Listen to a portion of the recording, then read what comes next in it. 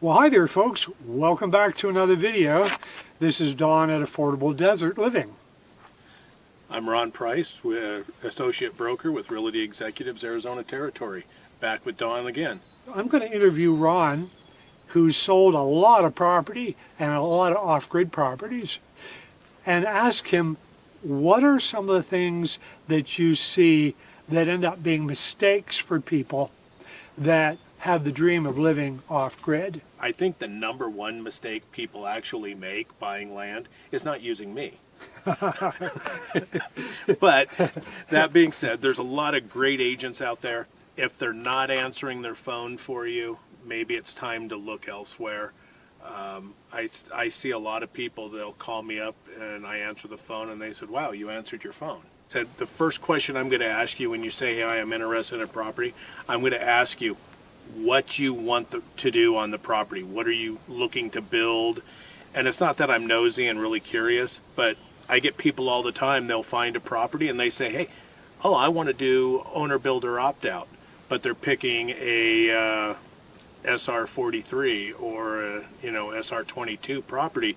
I'm like, you're not going to do it there. It has to be RU4. When you call me and I'm asking you what you want to do on the property and you tell me, and I'm going to say, yes, you can do that. I'm also going to say, but here's what I want you to do. I want you to, here's the phone number for the county, call down and talk to them, tell them exactly what you want to do, because one, they want to help, they want you to do it right, and they want you to enjoy it. But what you tell me might not be what you're actually thinking, and I don't want to say, oh yeah, you're definitely good to go with that, and the county says, oh, you can do 90% of that, but you can't do that last little bit. One of the things Ron was telling me this morning even was about a client who was not aware of the CCNRs and wanted to do some great things with his property and ended up not being able to. So Ron, can you explain, I didn't even know what they are. What are CCNRs? Those are the covenants and restrictions on a property that's within an HOA. On this particular property, the gentleman called me and said, yep, I want this property that you've got listed. He goes, I was told and I'm like, well, what are you going to do there? And he goes, well, I want to live in my RV while I'm building. It's RU4, and I'm just going to pull up there in my RV. And I go, well, that property, yes, it's RU4, yes, it's in the county, but it's also covered by the HOA there. And I'll give you about 3 minutes showing up in your RV on the property before you get a notice of violation and you have to move your RV. No, and most of the HOAs will specify it's going to be site built of a specific size and has to aesthetically conform to the community. But if you're looking for opt-out, it's not going to be within an HOA. There we go. Yeah. So I'm thinking if you're just surfing online and looking for a property in Cochise County and it looks fantastic, I would think there'd be a temptation just to push the button, buy it, never even visit it, and never even know whether you can actually get to it. I'm sure everybody has seen, Homestead Rescue and all that. And if they think it's an easy life, it's not. It's a lot of work. The reality is everything takes, I would say, 3 times longer than you think it will take if you're going the pioneer route, like I've been.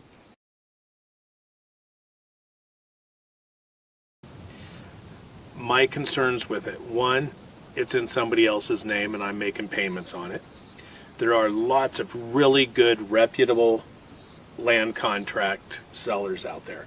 They record the land contract with the county. Something happens to them, it's documented that you're buying that piece of property.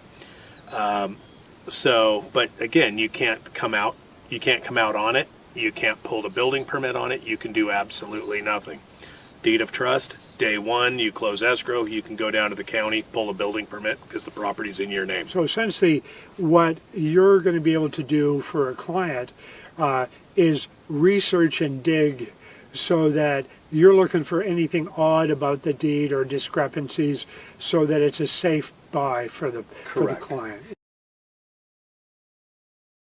If there's an issue, okay, well, this property's half in a flood zone. I'm going to tell you, I'm going to tell you that up front. I'm not going to wait for you to, does this happen to be in a flood zone because somebody told you you need to ask me? I'm going to let you know. Now, typically out here, our flood zones are sheet flow from monsoons coming across. We're not going to get a wall of water that's going to take your house away. But if it is a flood zone, you need to build elevated, so therefore you don't get water going through your home. So, but I'm going to let you know that. I want you to know the issues going in. So what I'm seeing, Ron, is two things going on. Number one, buying a property that's going to be chewed away by a wash, or actually is actually even in the wash, like some folks sadly I saw, Right. versus both you and I can be stopped getting to our property by heavy rains during monsoon, by a wash. But for my specific area, I wait 3 hours max and the water has gone through, and I can take the little Toyota pickup, aka Corolla, and go through that. I wouldn't tell someone that's perhaps not from the area, oh my gosh, my road has a wash and I'll never buy the property. I'm just saying learn. That's important. And a little repetitive here, Ron, but I want to visit this because I think it's super important. I'm going to ask you how many phone calls you get on average during a year, roughly ballpark, where the person has an off-grid dream and they just want to buy acreage and park an RV on there with their dog and their significant other and be there forever and never worry about checking in with any county authorities or anyone. Probably hundreds.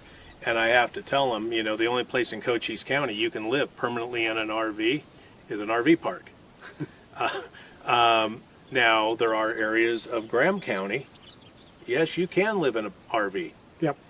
Apache County, they allow you to live permanently in an RV, but they've got an issue. You must have that RV connected to a septic system. There you go.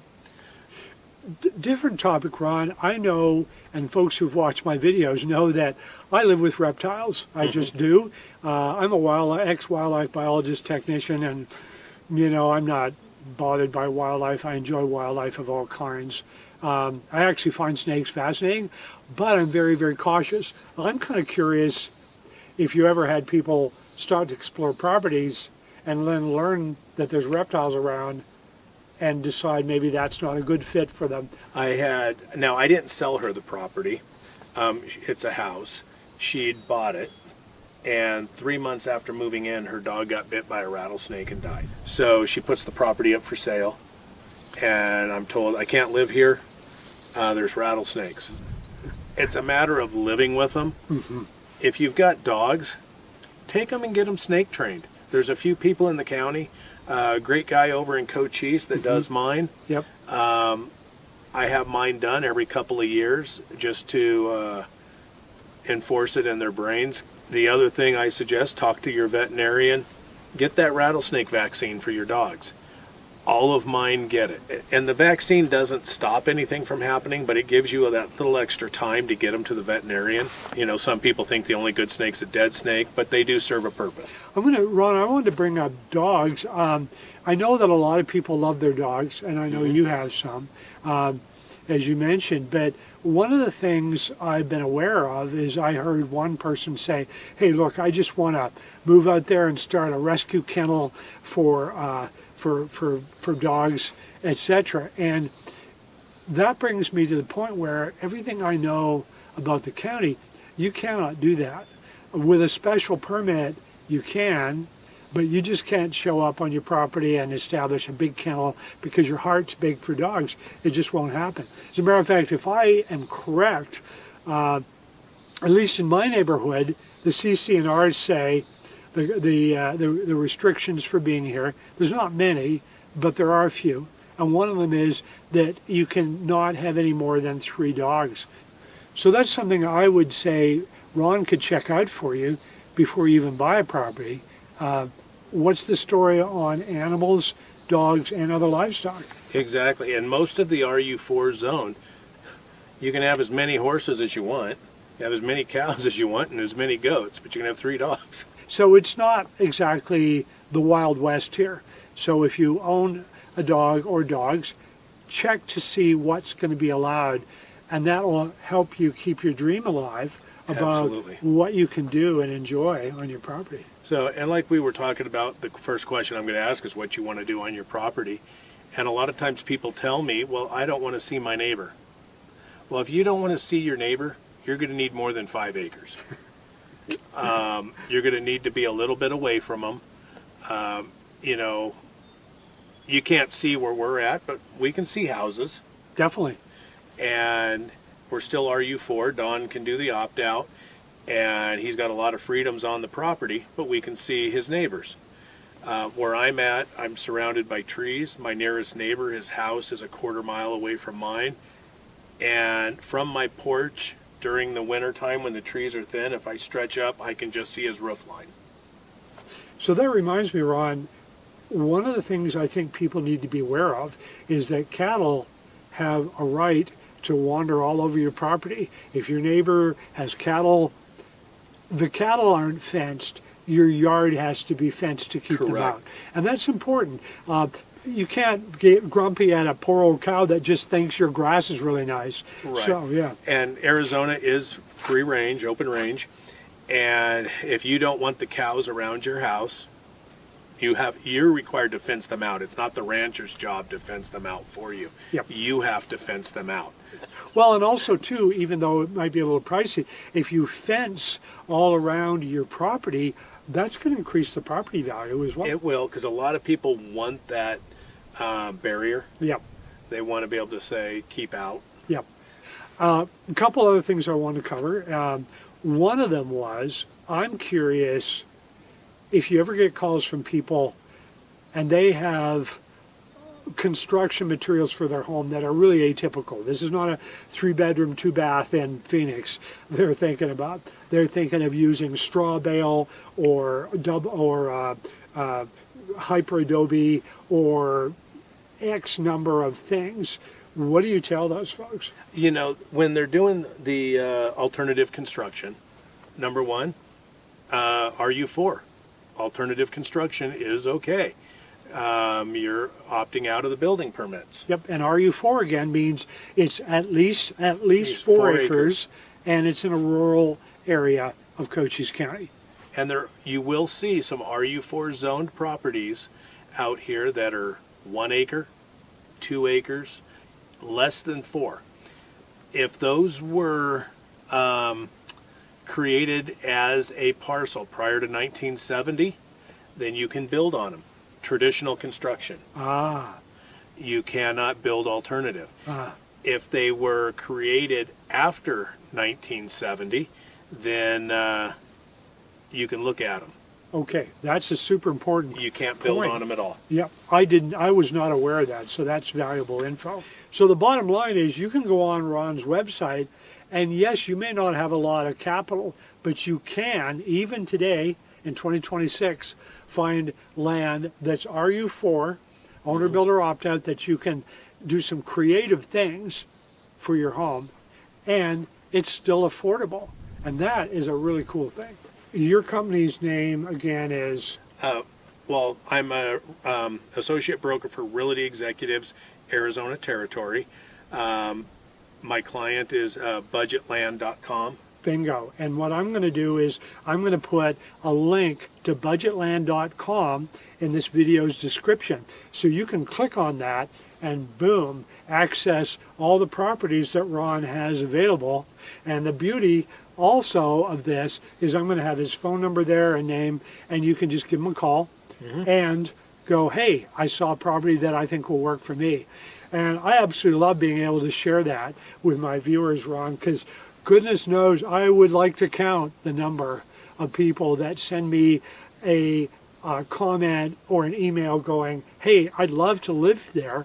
I don't have a clue where to find property. Like I said, budgetland.com, you can see all of the properties that they have that I represent. And if you buy one of those, like I said, he will give you $100 towards your closing costs. So in summary, there's still affordable properties, there's that word, affordable. There's still affordable properties available for those who want to live off grid and live their dream. Ron, I'm so thankful that you came by today, bud. Anytime. It's a pleasure. Appreciate it, man. Thank you. You bet.